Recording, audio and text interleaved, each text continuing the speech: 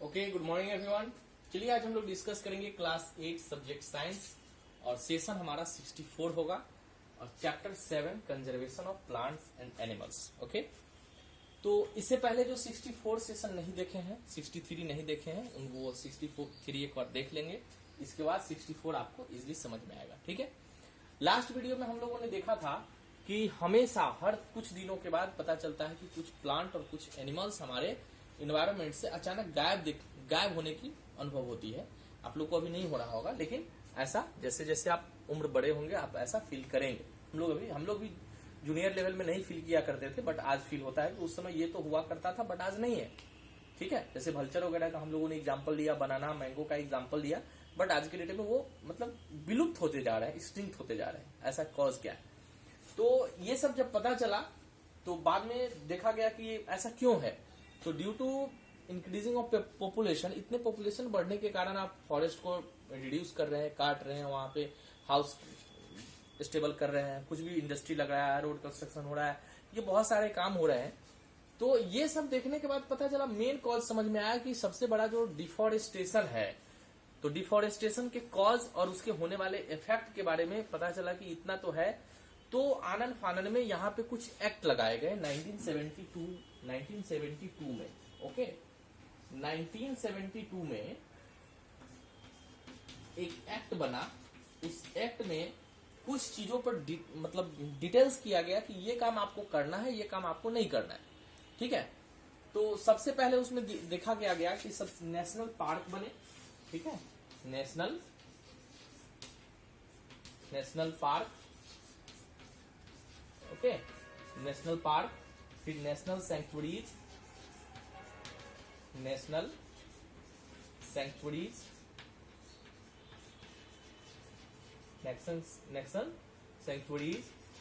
And biosphere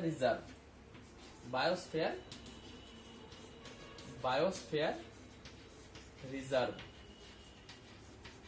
ठीक है, ये तीन चीज जो है ये बना। तो इसमें नेशनल पार्क में एक्चुअली क्या होता है कि इसमें प्रोटेक्शन होता है। किस चीज का? Protection of animal. Okay, animal. और इसमें होगा protection of wild life. Protection of wild life.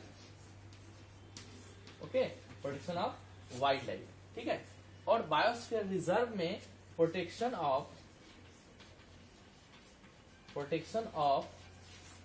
Plant. ठीक है, एनिमल एंड वाइल्ड लाइफ। यहां पे एक चीज आपको और हम क्लियर कर देते हैं कि जैसे ये वाइल्ड हो गया, वाइल्ड एनिमल। ठीक है, वाइल्ड एनिमल और डोमेस्टिक एनिमल।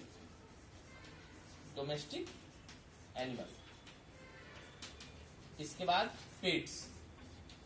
इस तीनों वर्ड को जरा गौर से देखिए। वाइल्ड लाइफ ऐसे ऑर्गेनिज्म को कहा जाता है जो ह्यूमन प्रोटेक्शन में नहीं आता है, ह्यूमन उसका केयर नहीं करता है। जैसे आप नीलगाय, ठीक है, नीलगाय का नाम सुना होगा, जिसको लोग पालते नहीं पालते हैं। क्यों नहीं पालते हैं? वो किसी भी एंगल से ह्यूमन बींग्स के लिए उपयोगी नहीं दिख रहा है। जैसे काऊ, बुफैलो ये सब दिख रहे हैं, वैसे उतना बेनिफिशियबल नहीं है। जैसे आप जिराफ को ले लें। ओके, जिराफ को ले लें, इसको भी नहीं कोई पालता है। जेबरा को ले लें, इसको भी नहीं कोई पालता है। जैसे वाइल्ड एनिमल है जो पालन पोषण में नहीं देखने को मिलेगा, ये सब वाइल्ड एनिमल कहे जाएंगे। डोमेस्टिक एनिमल में क्या होगा? जैसे जिसको बेनिफिट के लिए लोग पालते हैं, हॉर्स हो गया, बुफैलो हो गया, है ना, बुफैलो हो गए, फिर काऊ हो गया, ये सब बेनिफिट के लिए पाला जाता है।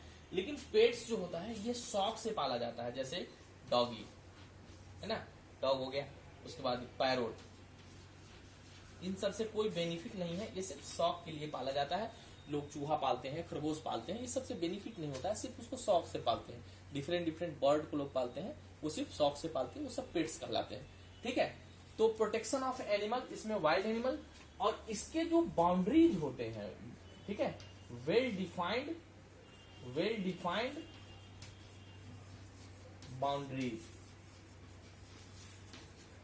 ओके, वेल डिफाइंड बाउंड्रीज होते हैं इसके, और इसके बाउंड्रीज वेल डिफाइंड नहीं होते हैं, not well defined, not well defined, not well defined boundaries, okay, not well defined boundaries.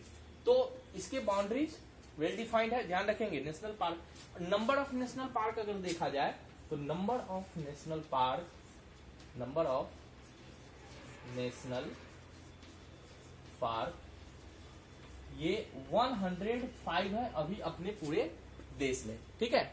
और number of sanctuaries, number of national sanctuaries, okay, number of national sanctuaries ये 532 है ना, 532 ये सेंचुरीज देखने को मिलता है। यहाँ भी प्रोटेक्शन होता है, लेकिन ध्यान रखना है कि नेशनल पार्क के बाउंड्री वेल डिफाइंड होते हैं और सेंचुरीज के बाउंड्री वेल डिफाइंड नहीं होते हैं, मतलब ये ओपन होता है। लेकिन दोनों में, इसमें और इसमें, आप किसी भी तरह के ह्यूमन एक्टिविटी परफॉर्म नहीं कर सकते। जैसे उसमें जाना हो गया, फिर उसमें पेड़ काटना हो गया, किसी एनिमल को ले जाना, एनिमल को लाना, या ऐसे अनावश्यक मतलब जाना, कुछ तरह की कोई भी ह्यूमन एक्टिविटी परफॉर्म करना यहाँ दोनों में बैन है, आप वहां नहीं कर सकते हैं, ठीक है। लेकिन जो बायोस्फीयर रिजर्व है उसमें प्लांट, एनिमल, इन सभी की प्रोटेक्शन तो होती है। इसकी जो नंबर है वो 18 है। नंबर ऑफ बायोस्फीयर रिजर्व अगर देखा जाए, नंबर ऑफ बायोस्फीयर रिजर्व, ठीक है, नंबर ऑफ बायोस्फीयर रिजर्व इसमें अगर देखा जाए तो ये 18 है। कितने हैं? 18 है। अब इसका थोड़ा सा बायोस्फीयर रिजर्व का जो है थोड़ा सा ये अलग है, नेशनल पार्क और नेशनल सेंचुरीज से अलग, ठीक है। अब इसका अलग से डायग्राम बनाते हैं कि बायोस्फीयर रिजर्व एक्चुअली होता कैसा है, जरा इसको हम लोग देखते हैं, ठीक है। तो इसके जो डिजाइन है, मिला ओवरऑल देखा जाए तो तीनों को मिला देंगे तो एक साथ आ जाता है। जैसे मान लीजिए ये है, ये बायोस्फीयर रिजर्व का एक एरिया है, हालांकि इसके बाउंड्री वेल डिफाइंड नहीं होते हैं, ठीक है, वेल डिफाइंड नहीं होते हैं, लेकिन ये 3 क्षेत्र में बटा हुआ होता है, 3 क्षेत्र में बटा हुआ होता है, ठीक है।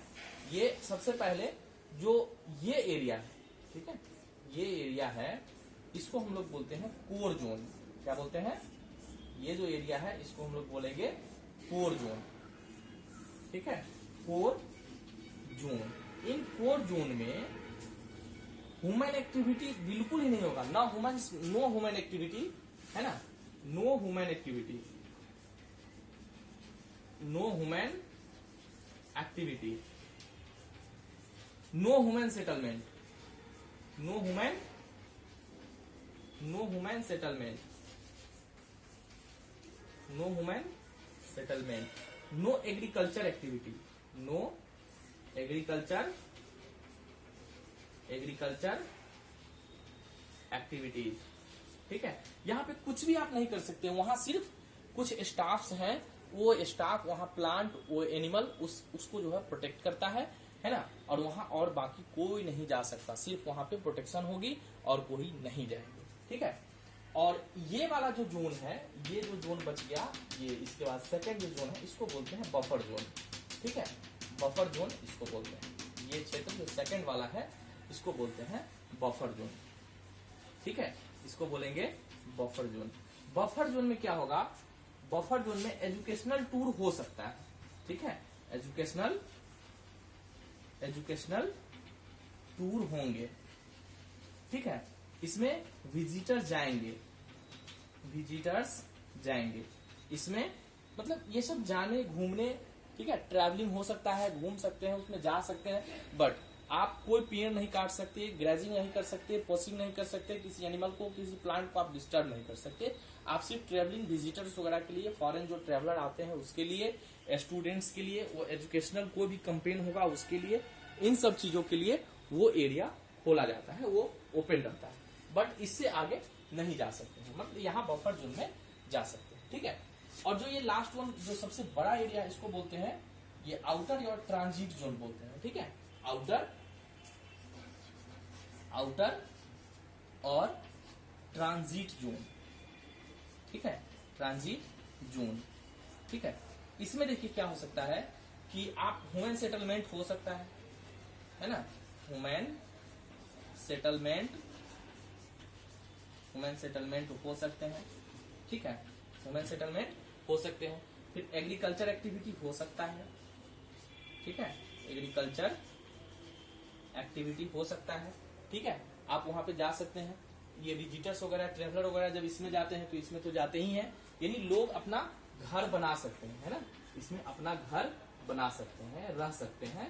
हाँ, ये बाकी सब काम करेंगे, सूखे पेड़ को काट भी सकते हैं, हरे पेड़ को नहीं काटेंगे, पूरी तरह डिफॉरेस्टेशन नहीं कर सकते हैं, हरे पेड़ नहीं काट सकते हैं, वहां अपना जीविका चला सकते हैं। हाँ, एक काम नहीं हो सकता है, नो इंडस्ट्री, इसमें इंडस्ट्री नहीं हो सकता, है ना, इंडस्ट्री नहीं हो सकता, हाईवे नहीं हो सकता, हाईवे नहीं होगा, इंडस्ट्री नहीं होगा, रेलवे ट्रैक नहीं होगा, ठीक है।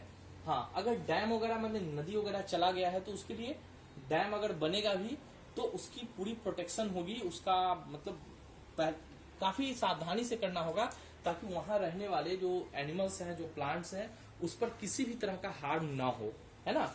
इन हार्म को नजर में रखते हुए पूरी प्रोटेक्शन की जाती है। और अगर इसमें इसके अपोजिट अगर कोई वर्क करते हुए देखे जाते हैं तो उसको जो लॉ है, क्योंकि ये एक्ट है ना, एक्ट है, और तो इस एक्ट के तहत उसको पनिशमेंट भी मिलता है, उसमें आप तोड़फोड़ नहीं कर सकते। जैसे आप सलमान खान का एग्जाम्पल ले सकते हैं, जो बिश्नोई हिरन को मारने का जो काम किया था जंगल में, तो उसके लिए वो सेलिब्रिटी होते हुए, इतने बड़े आदमी होते हुए भी उनको मतलब पनिशमेंट मिला, आज भी मतलब केस चल ही रहा है, ठीक है। तो उसमें आप किसी भी तरह की एक्टिविटी परफॉर्म करते हैं तो ये पनिशेबल ऑफेंस है ना, आपको दंड मिलेगा।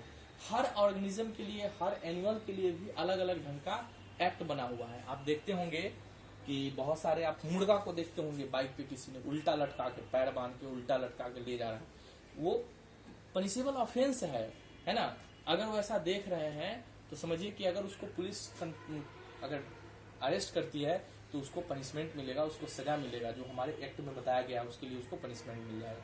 बैलगाड़ी से अगर कोई जा रहा है, बैल को आप निश्चित डिस्टेंस ही ट्रेवल करने देंगे, उससे ज्यादा आप ट्रेवल नहीं करवा सकते, उससे ज्यादा उसको आप नहीं ले जा सकते पैदल चला के। जैसे मान लीजिए 20 किलोमीटर ले जाना है तो 20 किलोमीटर, 10 किलोमीटर आप ले जाइए, 10 किलोमीटर आप ले आइए, लेकिन उससे ज्यादा आप दिन भर में उसको नहीं चला सकते हैं। कहीं आप देखते होंगे बैल को कोई दौड़ा के ले जा रहा है, यूट्यूब वगैरह पे देखते होंगे कि दौड़ा के ले जा रहा है, पनिशेबल ऑफेंस है, अगर पकड़े गए तो बेचारे की छुट्टी हो जाएगी, है ना। अब रही बात कि जो बायोस्फीयर रिजर्व है, बायोस्फीयर रिजर्व हमारे देश में 18 बायोस्फीयर रिजर्व है, ठीक है। ये लिस्ट मैं यहाँ से नहीं लिखाऊंगा, ये आज का आपका होमवर्क होगा कि आपको लिस्ट लिखना है बायोस्फीयर रिजर्व जो आपके बुक में है, उन बायोस्फीयर रिजर्व का नाम आपको लिख करके देना है, ये होमवर्क आपका होगा। तो I think national park, national sanctuaries और बायोस्फीयर रिजर्व आप अच्छे से समझ गए हैं, बुक में आपको देखना है। और आपका होमवर्क आज के सेशन में क्या होगा कि आप क्या करेंगे, एक लिस्ट बना हुआ है, राइट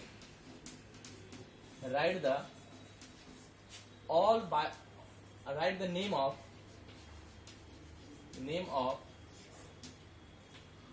all biosphere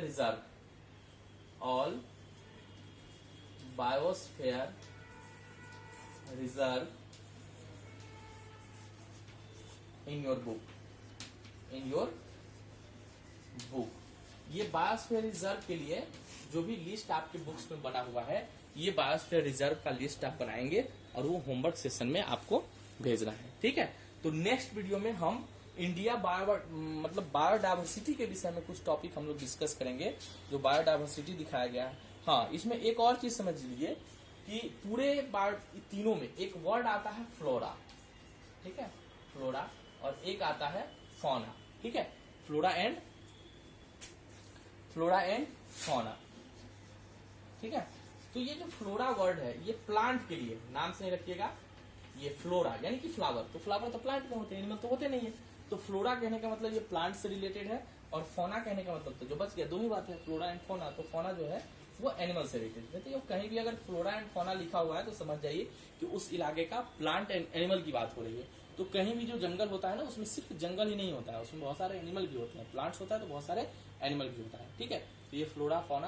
तो आज हम लोग इतना ही, फिर हम लोग इंडिया बायोडाइवर्सिटी के विषय में डिस्कस करेंगे। 8 में बायोडाइवर्सिटी आपको हल्का सा इंट्रोडक्शन कराया जाएगा, 9 में पूरी डिटेल्स आपको पढ़ाया जाता है, ठीक है। तो इसको आप नोट्स बनाए और ये होमवर्क आप सेंड करेंगे होमवर्क सेशन में।